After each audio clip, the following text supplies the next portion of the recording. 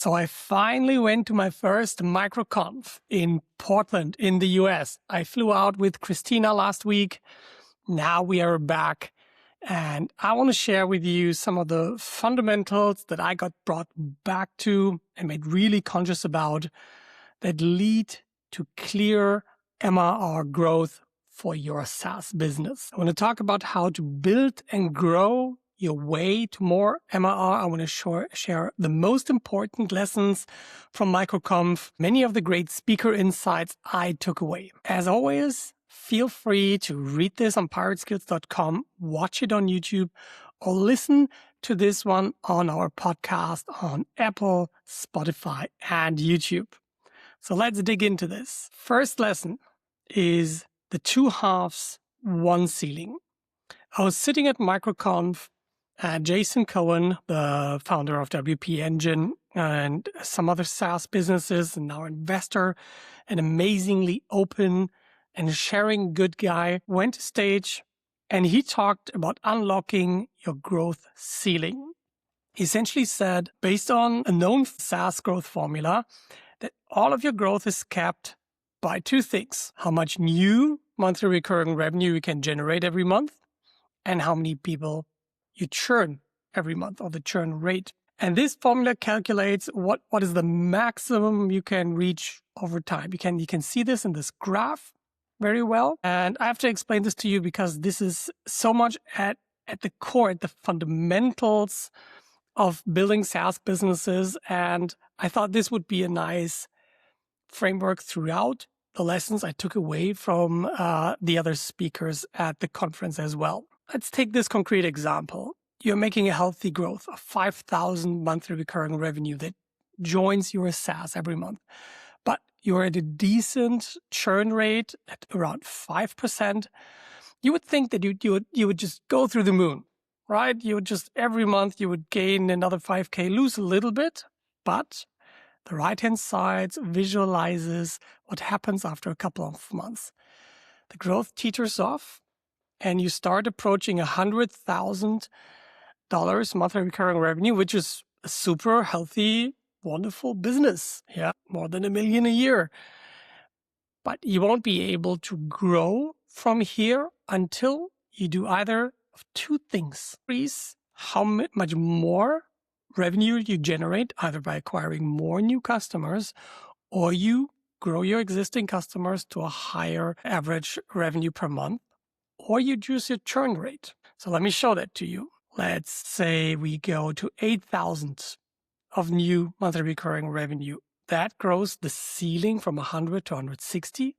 Let's reduce it by about 1% in churn rate to 4%. And bam, you have doubled your MRR ceiling. It still takes a while to get there for sure, but those are pretty minor changes as compared to just doubling your new MRR or halving your churn rate. If you work on both sides, you have a much higher chance to increase your max MRR ceiling. That was the fundamental, the primary takeaway I took away when I saw Jason Cohen's slides, and he unwrapped that a lot with great examples and real data. But you can actually play with this calculator if you come to this article and see where your current MRR ceiling is. Doesn't matter what your current level of MRR is. It's all about how much new MRR you can take in every month on average versus your average monthly churn rate. Those are the only two factors. Of course, you can split up that formula a lot more, but at this conference, I learned to go back to SaaS building fundamentals. And this was super helpful. The next insight I got from here was that build, grow, repeat, that wasn't just a tagline. It is essentially the two sides of this ratio. On the one side, you have building your product. Yeah, this is essentially to provide value to your customer that is so important that they will not churn away. So you provide value, people will stay around. And the growth side is about generating new monthly recurring revenue by adding new customers, upgrading your current customers, etc. So in our mantra, this formula is already at the core. And it was pretty surprising to me how well those two sides also multiplied. If you, as the example just showed that I've given in the calculator, if you take the baseline of having a 5,000 new MRR a month at a 5% churn rate, you have a nice 100K a month MRR SaaS business. Wonderful. Then if you increase that to 8K, that doesn't double it. Of course, you would have needed to go to a full 10K to double it. But if you just decreased as well the churn rate by 1%, you can double your MRR to 200K. Both take a long while. It's an incredible feat to double your MRR at an already substantial rate. I'm not saying that, but it's easier than trying to like half your churn rate to 2.5, which is going to be like world-class churn rates. And new MRR added to every month is a substantial effort in your marketing department, where you need to stack multiple channels probably to get there consistently. And another thing that really hit me hard was, before I could vibe code, this is like 15 months ago, the only lever I had was the growth half. I could essentially reduce customer acquisition costs and increase customer lifetime value. That is it. I could only focus on that. I could build better funnels, higher conversion rates, up to the point where the product was actually used. And then I was hands off. I couldn't impact it anymore. And as long as I reduced the customer acquisition cost, like for example, for free trials, I knew that would increase my MRR ceiling. Or if I managed to upsell more customers to a higher price, that would also do that. I could affect those in my growth marketer role. But I had very, very little impact on my ability to reduce churn by building a better product, ensuring they're really well onboarded, seeing the signals, what made them leave before they left. But now I can do it, and I can master both halves, the builder and the growth half, and beyond that. So let's talk about defense, which is building. Remember the image I used for the article. One pirate on the left-hand side with a shield, protecting the leaks, fixing bugs, reducing churn. And on the other side, the pirate who's looking out for new opportunities to generate more customers, upsell existing customers. So let's start with the defense part. Jason Cohen's point at the core was obsess about churn. Yeah, he was also talking to a mostly developer audience. You have to know that. And they don't like marketing that much, so that they tend to focus more on the churn part and the builder side. But he also had a great mathematical reason to say that. He correctly said, imagine you have a 5% churn, and you're making 10,000 MRR. That hurts, but it's about only, you lose $500 a month. It's okay. But imagine you still have the same churn, but your company is now bigger. You're making 100K MRR. Now you're losing 5K. That is a full salary of a person. Same churn rate, 10x different factors. So the bigger you grow, the more important it becomes to get churn right. And he has built actually 2 unicorn companies, starting both as bootstrap companies, later, of course, with funding. That only means he has this broader perspective on how things play out over a longer period of time. He made a great point about growth channels.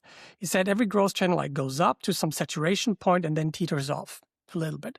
That is also my experience. And if you want to grow, you kind of have to stack multiple channels on top, but they still will kind of teeter off over time, unless you find more and more and more growth channels. But that gets harder and noisier the bigger you grow. So this is why he says, like, you need to obsess about churn. You need to focus on that first, because it doesn't matter how much more revenue you pump into it if you are just filling up a leaky bucket. So that is one big piece I took away from that. But there were many other speakers that were talking about this. And one more point from Jason Cohen. He said that you should be looking at the leading indicators of growth, like users going dark, not completing onboarding, like taking way too long to complete basic tasks, switching from an annual to a monthly plan, etc. And you can use analytics tools, as we discussed in the growth codex in the data analytics part, to see those signals and prevent the churn from happening. Then the next speaker, Alex Pham, that also had a great thought and process about pricing for retention, not just acquisition. He explained his full playbook on how to increase your pricing without blowing up your existing base. Here's a good example that he gave about increasing the price. Let's say your current business is at 4 million ARR, very respectable, and you make a 10% price increase, and 5% of your customers leave. Then you increased roughly $1 million of enterprise value if you assume a 5x multiple, if you just did this little change. And he said that you should keep on doing that on a yearly basis, making that a habit, and not just doing like a big 40% increase after 4 years. I found this very valuable. Then there was lots of talk about like the negative sides of AI as well. But one guy, Anthony Eden, he talked about how now operational excellence is a silent moat. Yeah, there are many vibe-coded tools out there with people who do not understand the underlying functionalities of monitoring and testing and really being careful with the core parts of your software, that people who do understand that and who take operational excellence seriously have a competitive advantage. Then Rob Walling talked about building AI features, and this idea that you shouldn't just like sprinkle on AI to do minor changes. One example he brought up was, think about, does this little AI add-on save the user 2 minutes, which is maybe negligible, or more than 15 minutes, which makes it highly relevant for the user? My thinking on this is, which I'm sure he's thinking about as well, having AI features that kind of do significant amounts of work for the user instead of just providing the tools as we did in the past. So you can give the user the time back by ingesting data from external sources or just uploading files and images, categorizing the data, analyzing it, and doing all kinds of work for your users. So these are a couple of examples that I took away on how to increase your defense by reducing churn. And I really loved the talks from these speakers. It's not all they were saying, but this is the essence I took away from that, from my perspective. Other half of this foundation is growth, which is essentially your offense, going out, getting more customers in. And I've been practicing growth for the last 15 years and maybe teaching it for about 10. And there were still some things that really go back to the core fundamentals that I have to share with you. For example, Gia Laudi talked about positioning your product as a painkiller and not a vitamin. We know this, like we are very taught to use models like the jobs to be done model that really take a need from the customers, build a solution for that, and only focus on that communication. But she has an interesting thought exercise that she walked us through. It comes down to that most growth problems are messaging problems. We think at least, but most messaging problems are positioning problems. Most positioning problems are actually customer understanding problems. And this is, again, something that gives a very strong moat in a world where everyone can just clone each other's products with AI. The deeper your customer understanding is, the more you can stay at the edge what actually solves their 2 a.m. heartfelt problem. And as long as you focus your communication on your product, on that, and that as the main focus, you will win out in the marketplace. Next one was a great breakout session by Nick Disabato, a guy whose podcast I've enjoyed like already 10 years ago. And I could finally meet him I even got a nice signed copy of his wonderful book, Value-Based Design. And I have read this a couple of years ago already, and it has strongly influenced my thinking about conversion optimization.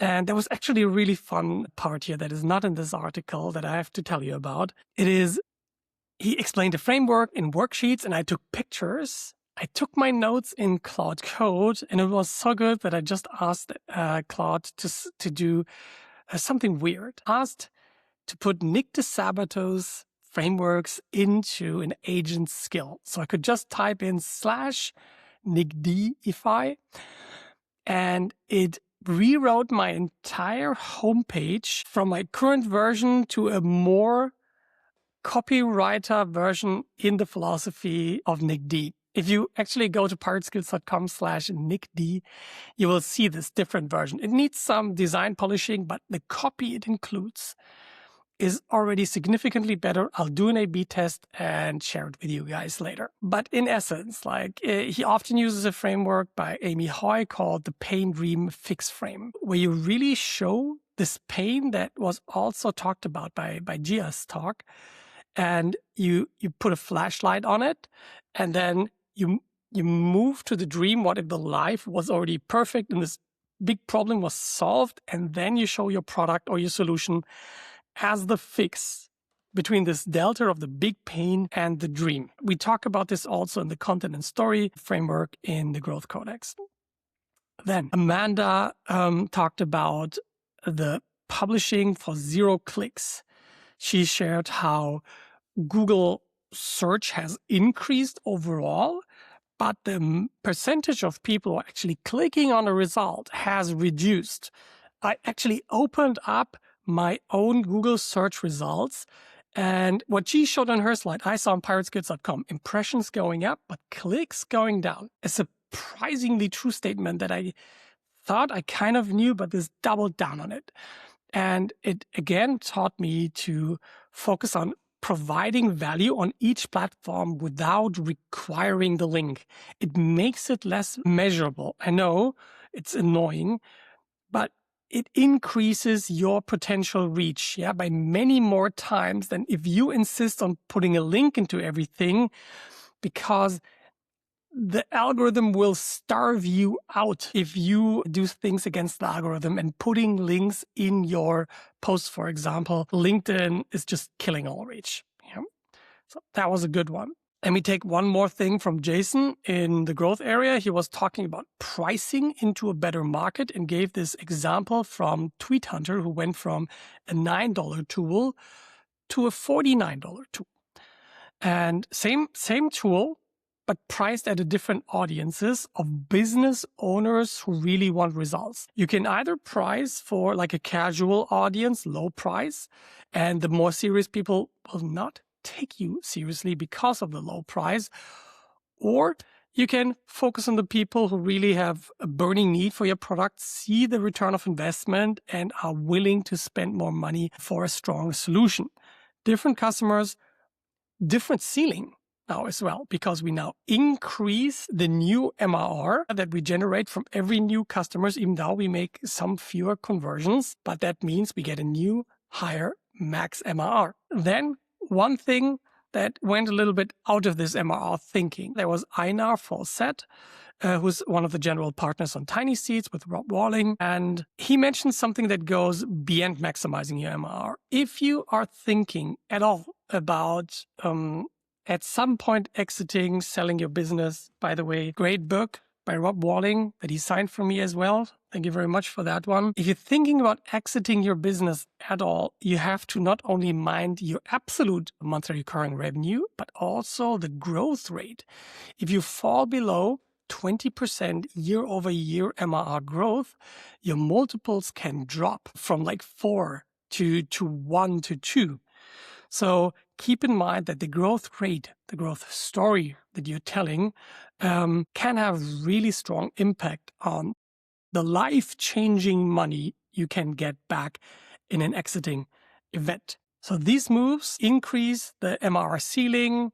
You can now build and grow your way with some of these examples to a higher MRR ceiling. Now, then I went back to my hotel. I took some notes. I reflected back on the build, grow, repeat formula, and also in how this plays out with this formula that I presented to you in the beginning. And my conclusion was something like this. Building a good product lowers the churn. It raises one half of the ceiling permanently, no matter how far you grow. You get a 5% churn rate at 10K MRR, at 100, at a million MRR. That is super valuable and more important when you're bigger.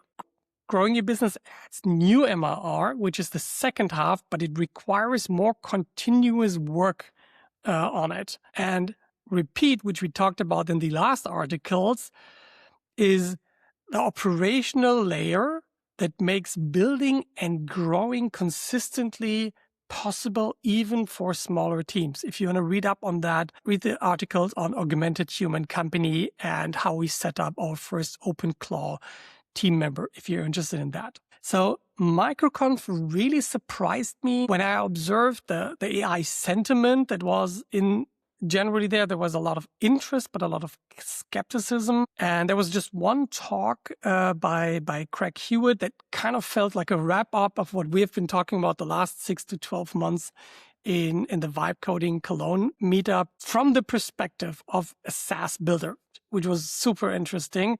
But most of it was really grounding for me. I'm, of course, very much on the AI hype train, but going back to business building fundamentals, decreasing churn rate, growing new MRR, going again beyond my growth marketer mindset and adding this builder skill, but also understanding the value of operational excellence and that not everything can or should be vibe coded without any review at all. It's important to understand the underlying physics more than just what is currently driven through the village as the main message, which of course right now is AI. So my recommendation to you, scroll back up, or if you have been listening to it, come to this article, play with this calculator, see what happens. Let's say you're just adding 1,000 MRR to your business every month and your churn rate is currently at 10%. Yeah, your ceiling is already programmed into your business at 10,000 monthly recurring revenue, which is a nice, healthy thing for a solo business. You are capped out. It's over. Like 16 months in, you have reached your growth ceiling already 80. Yeah, this is what this line indicates. But if you were to halve your MR, you could go to 20. And this means you can add at least one more AI augmented human to your company, making things less reliable on you. Then add some significant MRR, double that again to 2K, or let's say 2.5K. Then you're already at 50K MRR, a complete different league than you're currently on. And then take some of these ideas from the build and the growth segment of this article and implement it today into your SaaS business. I hope you enjoyed it. That's what I wanted to share with you. If you want to go deeper, we always have upcoming events. The labs are happening usually twice a month, where we talk about building, growing, and automating your business. Those are free online sessions. And we also have 2 workshop programs, the Builder and the Growth Forge, which teach you vibe coding and vibe marketing, essentially building your first SaaS app without any technical knowledge, taking the vibe coding skills to marketing, teaching you how to grow it. I hope to see you in one of those events, and I hope you enjoyed this article. See you in the next one. Bye-bye.